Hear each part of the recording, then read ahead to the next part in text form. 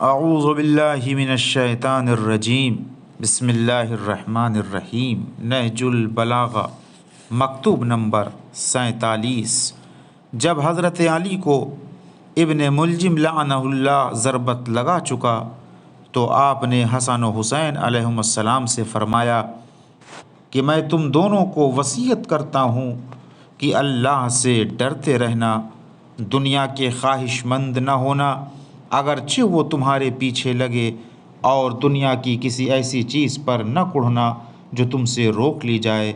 جو کہنا حق کے لیے کہنا، اور جو کرنا ثواب کے لیے کرنا، ظالم کے دشمن اور مظلوم کے مددگار بنے رہنا۔ میں تم کو، اپنی تمام اولاد کو، اپنے کنبے کو، اور جن جن تک میرا یہ نوشتہ پہنچے سب کو وصیت کرتا ہوں کہ اللہ سے ڈرتے رہنا، اپنے معاملات درست اور آپس کے تعلقات سلجھائے رکھنا، کیونکہ میں نے تمہارے نانا رسول اللہ صلی اللہ علیہ وآلہ وسلم کو فرماتے سنا ہے کہ آپس کی کشیدگیوں کو مٹانا عام نماز روزے سے افضل ہے۔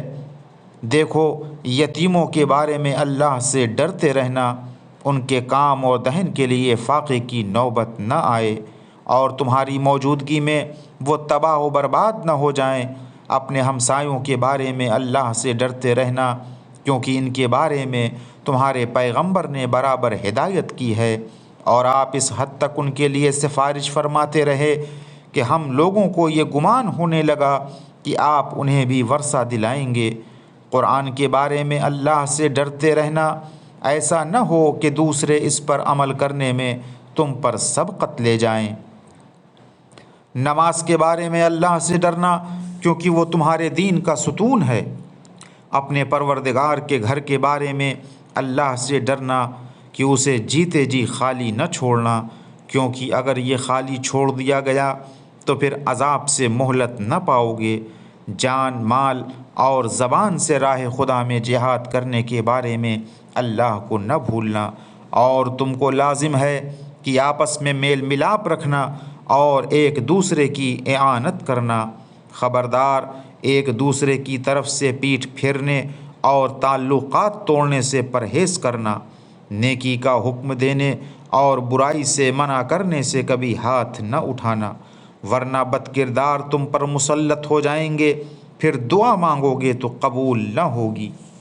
پھر ارشاد فرمایا، اے عبد المطلب کے بیٹوں، ایسا نہ ہونے پائے کہ تم امیر المومنین قتل ہو گئے، امیر المومنین قتل ہو گئے کے نعرے لگاتے ہوئے مسلمانوں کے خون سے ہولی کھیلنا شروع کر دو۔ دیکھو، میرے بدلے میں صرف میرا قاتل ہی قتل کیا جائے، اور دیکھو جب میں اس ضرب سے مر جاؤں تو اس ایک ضرب کے بدلے میں ایک ہی ضرب لگانا، اور اس شخص کے ہاتھ پیر نہ کاٹنا، کیونکہ میں نے پیغمبر کو فرماتے سنا ہے کہ خبردار کسی کے بھی ہاتھ پیر نہ کاٹو، اگرچہ وہ کاٹنے والا کتا ہی کیوں نہ ہو۔ وآخر دعوانا ان الحمد للہ رب العالمین۔